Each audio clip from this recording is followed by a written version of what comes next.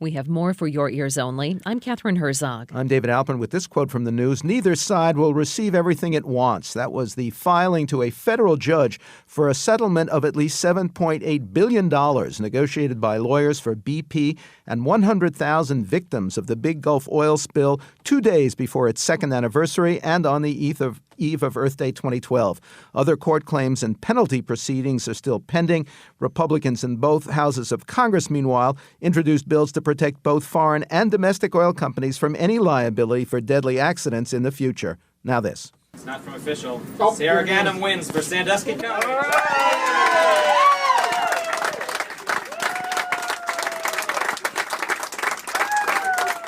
To me, this was a crime story. I'm a crime reporter, not a sports reporter.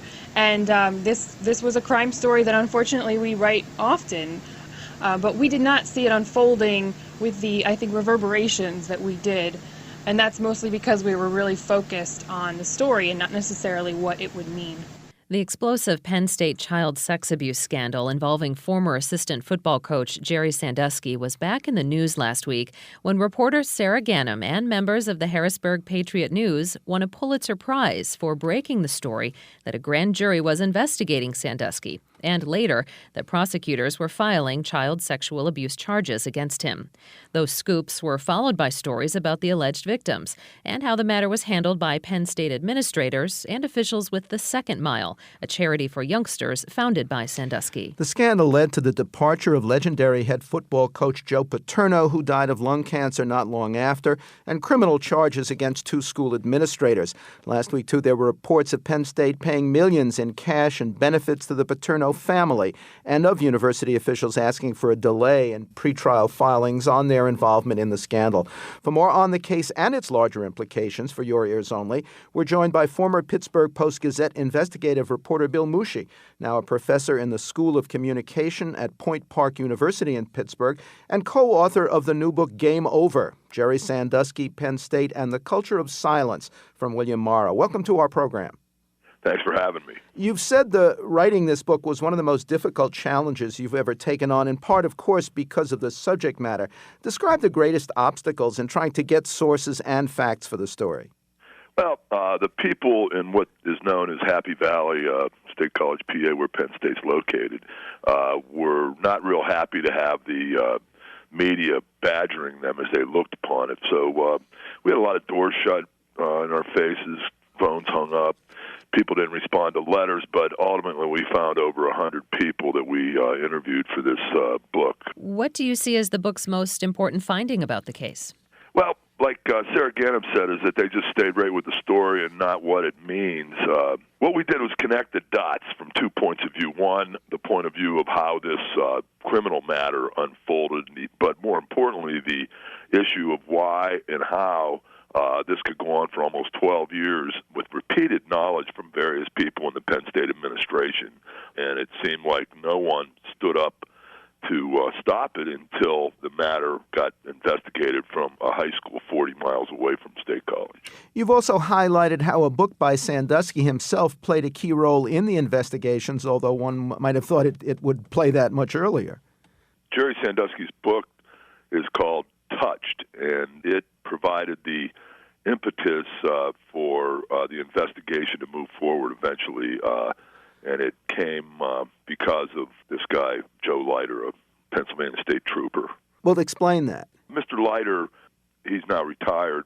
He got involved when a kid from this place called Central Mountain High School broke down and told his mother and school officials that Sandusky had been molesting him for several years. For the first time, the investigation was getting handled by someone outside of Penn State, and this was Joe Leiter. And to the accusers, the 10 accusers, he became somewhat of a hero because he used Sandusky's book with names, only first names and some pictures, and traced backwards and found a bunch of folks. In fact, the ironic thing is that Sandusky's own words in his own book brought police upon him. Ultimately, you say it was the insular nature of the university that allowed for this abuse to take place and to continue. Talk a bit about the secrecy surrounding the school. Well, I mean, they make $53 million a year and profit in the football program. But aside from that, the Penn State University is bound in the valley between two mountains, 200 miles from Pittsburgh, 200 miles from Philadelphia. It's basically in the middle of nowhere. And over the years, it's also the largest employer in that area. And basically, they have fought every public right to know inclusion that they would have been subjected to all the way through the legislature. Joe Paterno himself put a blue line around the football stadium and told his players, once you cross that line, it's our world and no one else's. Joe wouldn't ever let anybody, like reporters at practices. He felt like it was his deal, and he didn't know any explanations to anyone. And sometimes when you get in these insular situations in this world, or like a cocoon, it gets eaten out from the inside. And that's why our book is a cautionary tale, and it's a must-read for people in universities and small towns and companies that have all-encompassing power. Penn State recently announced it was strengthening policies about the supervision and treatment of children who take part in university programs and those who are housed on campus. Did the school go far enough as the community sees it, and in your view?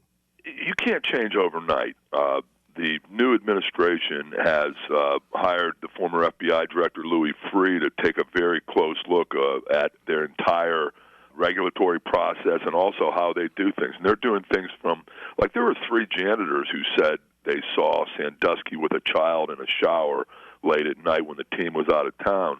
And they eventually told police that they didn't come forward because they feared for their jobs. They were casual employees. They're reaching all the way down to the lowest level of employees and trying to teach people that they don't need to hide things like that. They've also put a bunch of other compliance types of things, and they're training virtually every employee on sexual abuse and related issues. Well, what do you guess will be Sandusky's fate, given your understanding of the evidence? There's 52 charges against Jerry Sandusky. There's 10 young men who are accusing him of appalling conduct. There are 5 or 10 others who say there are witnesses to the situation. I've covered over 200 trials in my life, and I've covered a bunch of child sexual abuse cases, and most of them are he said, she said stories where one person says something about someone else.